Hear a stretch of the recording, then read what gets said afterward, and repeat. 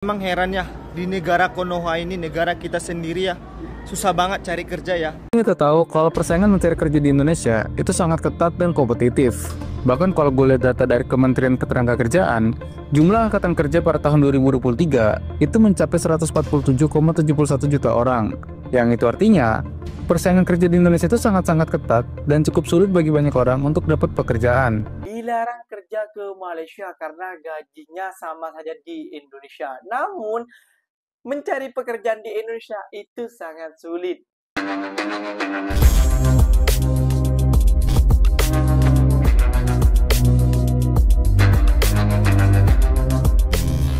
Assalamualaikum warahmatullahi wabarakatuh, geng. Berjumpa lagi bersama saya, Iki. Gimana kabar-kabar saudara-saudara, sahabat-sahabat saya? Semoga kabar kalian selalu baik-baik saja.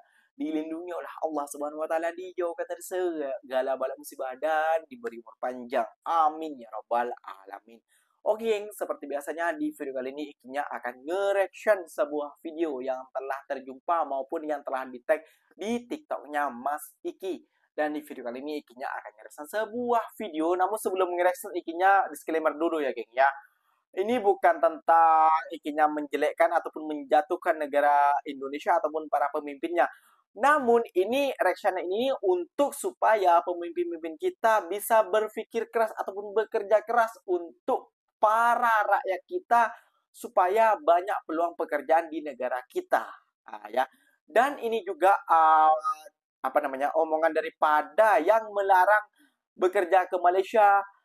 Jangan kerja ke Malaysia, gajinya kecil, gajinya kayak gini dan lain sebagainya. Yang siapa namanya, si Apek Kokori kayak gitu ya, geng ya. Jadi lihat sendiri, di negara kita susah mencari kerja, makanya banyak orang berbondong-bondong ke luar negeri. Terutamanya yang paling banyak itu ke negara Malaysia. Jadi kita harus bersyukur. Ngapain kita harus membela saudara kita? Kita harus bila ada kesilapan, kesalahan tentang di media sosial, kita harus benarkan, kita luruskan. Bukan kita memuji ataupun meninggikan negara Malaysia. Kayak gitu. Bukan. Namun negara Malaysia udah banyak menampung rakyat kita Indonesia. Kayak gitu. Dan juga kita harus belajar ataupun meniru negara Malaysia. Ngapain kita belajar ke negara Tionghoa? Kayak gitu. Jelas-jelas di Tionghoa itu mayoritasnya orang Buddha dan orang non-Muslim. Yang kita pelajarin ini sekarang adalah yang Muslim-Muslim. Ini yang nonton yang Muslim kayak itu. Yang bukan Muslim skip saja karena Ikinya membahas tentang persamaan antara Indonesia dan Malaysia yang digelari mayoritas negara Islam. Kayak gitu ya, geng ya. Jadi kalau Islam, mohon maaf, bukannya rasis, bukan apa. Ini suatu percontohan kepada negara tetangga Islam kita kenapa maju daripada negara kita dan peluang pekerjaan lebih banyak di negara Malaysia ataupun negara Brunei. Ya paling banyak di negara Malaysia lah. Vietnam, Filipina, Thailand, banyak kerja ke Malaysia kok, kayak gitulah intinya, geng ya. Oke, nggak usah berlama-lama, tentunya kalian sudah penasaran videonya yang seperti apa yang akan Iki reaction buat kalian. Jom kita simak bersama-sama. Namun sebelum simak, jangan lupa dulu dong yang sokong channel ini dengan cara apa? Subscribe, like, komen, and share-nya. Apa-apa benda, silahkan komen di bawah. Janji jangan bergaduh. Oke, kita simak dulu videonya. Let's go. Guys, emang heran ya, di negara Konoha ini, negara kita sendiri ya, susah banget cari kerja ya. Betul, Bang. Nah, ceritanya gini guys. Oke, Bang. Gua baru melamar salah satu perusahaan ya. Dia bergerak di bidang roti dan berinisial J. Nah, ceritanya gini, sebelum gua buat lamaran, otomatis saya harus memenuhi persyaratannya dulu kan. Nah, pendek cerita, gua tanya di store-nya karyawannya, "Kak, mohon maaf, batas usia di sini berapa ya? Dan untuk melamarnya caranya gimana?" "Oh, mohon maaf Kak, batas di sini usianya 18 sampai 25 tahun. Nah, untuk naruh lamarannya langsung aja Kak ke kantornya nih," gitu kan. Nah, terus gua nih langsung naruh lamaran nih ke kantornya. Nah, pendek cerita ya, security-nya nanya, "Kamu umur berapa?" Gua bilang dong, 25 tahun Pak. "Mohon maaf, batas usia di sini 23 tahun. Sama tinggi badan ya minimal 170 untuk laki-laki." Mohon maaf ya, mohon maaf. Kita mau cari kerja bukan modeling ya. benar. Apa sih susahnya di negara kuno ini? Makanya banyak miskin, cari kerja aja susah. Batas umur 25 tahun aja udah berasa jompo, udah berasa kakek-kakek, udah berasa nenek-nenek. Ya, gimana nggak miskin negara ini? Semua dipersulit. Saya tahu setiap perusahaan itu punya target usia batas masing-masing, ya. Tapi kenapa beda di brosur sama beda di kantoran tersebut? Ya, kalau memang semua perusahaan batas usia 25 tahun, gimana kita yang lebih, ya? Aneh memang di sini, di negara ini memang aneh. Apa karena kurang ini D3, deking, dukun, orang dalam? Ya kali ya. Kita tahu kalau persaingan mencari kerja di Indonesia itu sangat ketat dan kompetitif. Bahkan kalau gue lihat data dari Kementerian Ketenagakerjaan, jumlah angkatan kerja pada tahun 2023 itu mencapai 147,71 juta orang. Yang itu artinya, persaingan kerja di Indonesia itu sangat-sangat ketat dan cukup sulit bagi banyak orang untuk dapat pekerjaan. Nah, tapi walaupun persaingan kerja menjadi tantangan yang besar, sebenarnya masih ada lagi masalah lain yang cukup menjadi tantangan, khususnya bagi para pekerja, yaitu rendahnya upah yang mereka terima. Karena kalau misalnya lo lihat rata-rata gaji bulanan di Indonesia, itu besarnya kurang lebih sekitar 3 jutaan rupiah, dan nominal itu pun bisa berbeda tergantung daerahnya. Karena kalau lihat UMP di Jawa Tengah, per bulan itu cuma 2 juta rupiah doang bahkan. Dan ini ngebuat Indonesia jadi negara kelima di dunia dengan upah minimum yang paling rendah.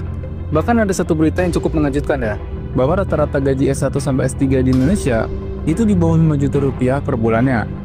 Makanya gak heran kenapa banyak orang itu memutuskan untuk kerja di luar negeri. Salah satunya itu ya karena upah di Indonesia itu tergolong cukup rendah. Yang jadi masalah tuh gini, ketika pekerja ini gak dapetin penghasilan yang layak, daya beli masyarakat itu bisa menurun. Karena penghasilan rendah ini tuh gak batasin kemampuan mereka untuk beli barang dan jasa. Alhasil, ini tuh bisa memperlambat pertumbuhan ekonomi karena gak ada perputaran uang yang sehat. Ya lo bayangin aja, perusahaan-perusahaan besar yang ada di Indonesia itu tiap tahunnya laba mereka selalu konsisten meningkat tanpa ada penurunan yang berarti. Sementara kalau misalnya lu lihat gaji pekerjanya, nominal itu selalu segitu-gitu aja, bahkan bisa ada penurunan karena tiap tahunnya permintaan tenaga kerja itu selalu meningkat. Dan sekarang yang jadi pertanyaan, kenapa sih ekonomi kita tuh terus tumbuh, tapi upah pekerja di Indonesia ini tetap rendah dan nggak sebanding sama kerjaannya? Nah makanya di video kali ini, gue mau bahas kenapa upah pekerja di Indonesia itu tergolong rendah. So, disimak sampai habis.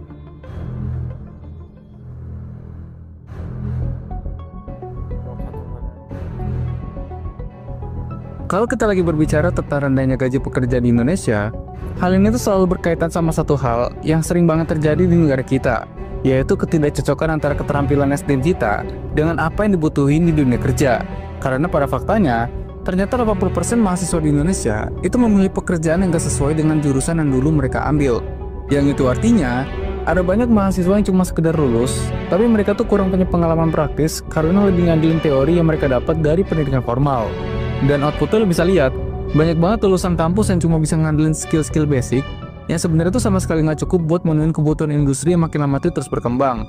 Contohnya gini deh, kalau misalnya lo pelajarin marketing, lo bisa lihat masih banyak kampus di Indonesia tuh yang ngajarin cara marketing konvensional karena mungkin acuannya tuh masih pakai buku ataupun kurikulum yang lama. Padahal kalau misalnya lo lihat industri sekarang yang serbaguna teknologi, jelas banget perusahaan saat ini tuh udah mulai ninggalin cara marketing yang mungkin dianggap kuno, dan perusahaan lebih milih beralih ke digital marketing karena pasti lebih efektif buat tingkatin keuntungan. Entah itu strategi maksimalin SEO atau search engine optimization gitu ya. Bahkan sampai analisis perilaku konsumen itu bisa dilakukan lewat sosial media segala macam. Dan dampaknya lo bisa lihat, akibat adanya kesenjangan skill kayak gini, ujung-ujungnya itu malah bikin SDM kita selalu digaji rendah sama banyak perusahaan karena perusahaan itu pastinya cuma mau rekrut orang dengan skill yang relevan dengan teknologi terkini, sekalipun materinya itu nggak pernah dipelajarin di bangku kuliah. Dan yang mirisnya lagi, hal ini pun ternyata nggak cuma terjadi di lulusan perguruan tinggi doang, tapi juga terjadi sama lulusan SMP dan SMA yang mereka jadi angkatan kerja terbanyak di Indonesia. Ya no offense ya, tapi lihat aja deh, orang-orang yang nggak menempuh pendidikan yang lebih tinggi, mereka tuh biasanya langsung terjun ke dunia kerja gitu aja.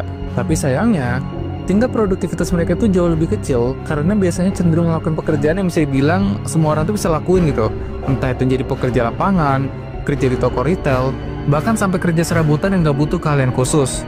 Nah jadinya, banyak banget pekerja di Indonesia yang terjebak dengan pekerjaan yang upahnya itu sangat rendah, sehingga karir mereka tuh terancam di situ-situ aja.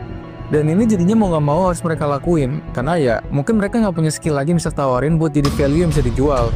Karena orang dengan gaji yang lebih tinggi, pasti mereka tuh punya skill-skill tertentu yang ini nggak dipunyain sama sebagian besar orang. Gini deh, lo pernah mikir gak sih, kenapa gaji para barista atau pelayan restoran itu nggak sebesar pekerja yang di depan layar kayak programmer? Padahal kan kalau dilihat dari tenaganya, jelas lebih capek jadi barista ya kan? Jawabannya, karena value yang ditawarkan barista dan programmer itu berbeda, dan pekerjaan seperti programmer itu lebih dibutuhkan di zaman sekarang. Nah tapi permasalahannya, masyarakat itu kan lebih gampang bikin kopi daripada jalanin bahasa pemrograman.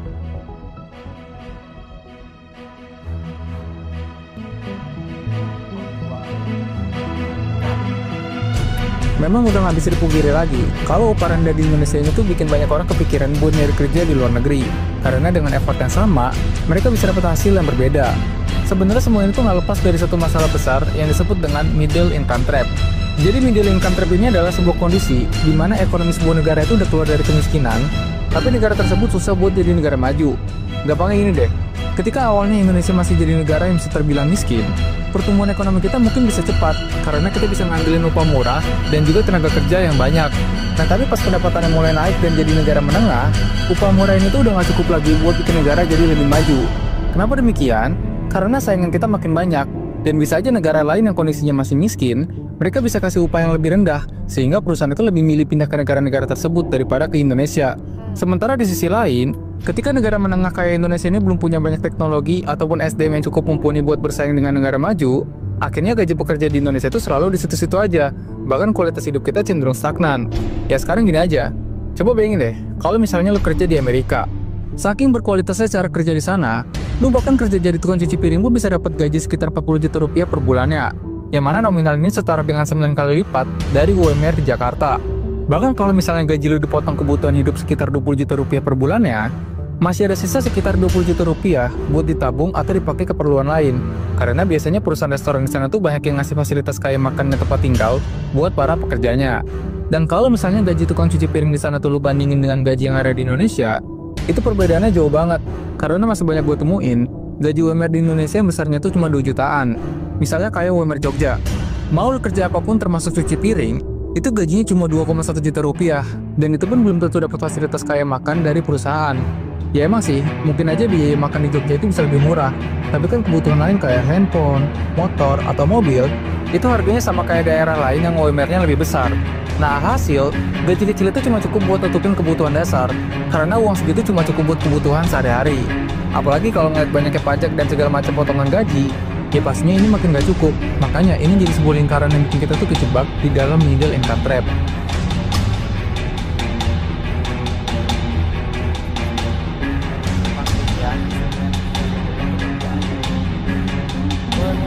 Oke, last game. Rendahnya upah pekerja di Indonesia memang masih menjadi tantangan sampai saat ini. Karena di beberapa pekerjaan, kita tuh dapat upah yang rendah dibandingkan kerja di luar negeri, walaupun pekerjaan yang kita lakukan itu sama. Misalnya, kalau lo jadi seorang programmer di luar negeri, gajinya itu bisa berkisar puluhan juta rupiah per bulan. Sedangkan kalau gue lihat di Indonesia, rata-rata gaji programmer itu berkisar 5-7 juta rupiah per bulannya. Yang mana angka tersebut kalau dibandingin, itu jauh banget perbandingannya. Walaupun biaya hidup di sana juga mahal gitu. Nah karena rendahnya upah pekerja di Indonesia, gak heran kalau banyak orang itu memilih untuk cari pekerjaan yang domisili perusahaan itu ada di luar negeri. Jadi bisa dibilang kenapa upah pekerja di Indonesia itu rendah? Ya karena sistem ini membuat kesenjangan skill yang luas di tengah masyarakat. Apalagi dengan jumlah populasi kita yang banyak, ini membuat suplai pekerja tiap tahunnya itu terus meningkat. Dan masalahnya, ketika banyak angkatan kerja baru tapi skill mereka itu nggak sesuai sama kebutuhan zaman, ini makin menciptakan kesenjangan sama orang-orang yang punya skill tertentu di zaman sekarang. Coba deh lu lihat, orang-orang yang punya pendapatan relatif besar itu berasal dari profesi yang dibutuhin di zaman sekarang. Sedangkan orang-orang yang skillnya apa adanya atau ketinggalan zaman, upah mereka itu bukan cuma kecil, tapi pekerjaan mereka pun terancam digantikan sama AI. Ya semakin kesini semakin canggih. Jadi solusi dari gue cuma satu, pelajarin skill yang saat ini dibutuhkan. Karena sekarang kita nggak bisa nih, cuma manfaatin skill lama yang sekedar diajarin di sekolah. Tapi kita juga harus ada skill yang dibutuhin di zaman sekarang. Dengan si MRI ataupun si Kokori dilarang kerja ke Malaysia karena gajinya sama saja di Indonesia. Namun, mencari pekerjaan di Indonesia itu sangat sulit. Di negara Konoha, di negara kita sendiri, geng. Waduh, gimana nih, geng? Terpukul pasti, geng, ya, tentang pernyataan hal ini, geng. Itu memang tidak dipungkiri ya, geng, ya. Nah, kita yang sekarang ini, yang tengah perbandingkan itu, yang kena kita perjuangkan itu tentang para pekerja Indonesia. Kayak gitu ya, geng ya. Kenapa kita itu memperjuangkan para para TKI dan TKW ya? Karena kita merasakan wah gaji di Malaysia itu seperti ini, gaji di luar negeri itu seperti ini besarnya. Namun di negara kita wah seperti ini ya, miris sekali. Nah, buat kalian kalau nggak dibagi kerja ke Malaysia ke luar negeri istilahnya ya, minta pekerjaan sama si MRI sama si Kokori ya, kayak gitu ya, geng ya. Karena dia selalu membahas tentang ikinya ngapain pamer-pamer gaji, ngapain kasih tunjuk gaji, kayak gitu ya, geng ya. Wah, itu menurut ikinya ya memang tidak warasan si MRI ataupun Kokori ya, geng ya. Oke, geng, mungkin videonya sampai di sini saja. Semoga video ini bermanfaat dan semoga kalian suka juga dengan video ini. Ikinya pamit undur diri dulu. Wassalamualaikum warahmatullahi wabarakatuh, geng. Berjumpa lagi tahu di mana di next video. Bye bye.